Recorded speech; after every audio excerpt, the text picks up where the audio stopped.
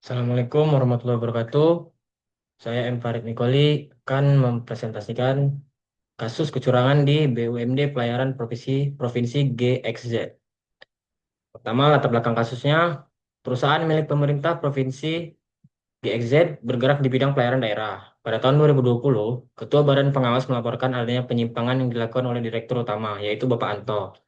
Kasus ini termasuk penyimpangan pengelolaan keuangan dan penyalahgunaan wewenang di lingkungan BUMD yang berdampak pada kerugian negara. Selanjutnya ada jenis-jenis kasus. Yang pertama itu tunggakan biaya docking. Terdapat tunggakan pembayaran biaya docking sebesar 234.500.000 kepada docking perkapalan MC per 10 Juli 2019. Padahal biaya tersebut sudah dibayarkan oleh Satuan Kerja Perhubungan Darat Provinsi ABC melalui dana subsidi angkutan pelayaran perintis. Kasus yang kedua yaitu praktik pungutan liar atau pungli. Adik Direktur Utama, Bapak Budi, yang menjabat sebagai pengawas kapal melakukan pungli sebesar 500.000 per trip terhadap staf pengawasan lapangan KMP Tanjung. Dalam sehari bisa mencapai 3 juta. Yang ketiga itu kebocoran pendapat. Pendapatan fee sebesar 10% dari nilai kontrak KMP 11E tahun 2018 sampai 2019 tidak masuk ke kas perusahaan. Selanjutnya, tindakan hukum dan investigasi. Tim penyidik melakukan penggeledahan di ruang kerja Direktur Utama dan memeriksa dokumen-dokumen terkait. Saat penggeledahan, Bapak Anto tidak berada di kantor dan diketahui sedang berada di luar provinsi. Hal ini menimbulkan dugaan upaya menghindari pemeriksaan dan memperkuat indikasi keterlibatan dalam praktik kecurangan. Dan selanjutnya itu ada pihak-pihak yang bertanggung jawab. Yang pertama itu ada Direktur Utama, yaitu Bapak Anto. Beliau bertanggung jawab atas keseluruhan kebijakan dan keuangan perusahaan.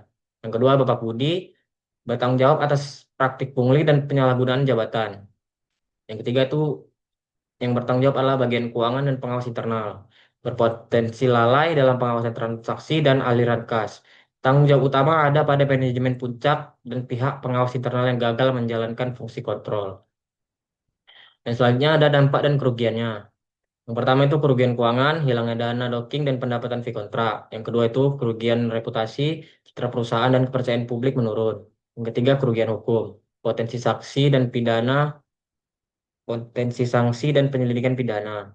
Kasus ini merugikan BUMD baik secara material maupun non material. Selanjutnya itu ada tanggung jawab auditor. Yang pertama itu menjaga independensi dan objektivitas. Yang kedua melakukan audit investigatif menyeluruh. Yang ketiga mengumpulkan dan mendokumentasikan bukti. Sebagai auditor, tanggung jawab utama adalah tetap independen, melakukan audit investigatif secara menyeluruh, serta menyusun laporan hasil pemeriksaan yang transparan, dan disertai rekomendasi agar kasus serupa tidak terulang. Dan teori yang mendukung di sini adalah teori agensi. Kasus ini relevan dengan teori, teori agensi yang menjelaskan adanya konflik kepentingan antara pemilik, yaitu pemerintah, dan agen, yaitu manajemen. Manajemen bertindak untuk kepentingan pribadi dan mengabaikan kepentingan pemilik akibat lemahnya pengawasan dan sistem tata kelola atau GCG. Sekian presentasi dari saya. Saya tutup dengan Assalamualaikum warahmatullahi wabarakatuh. Terima kasih.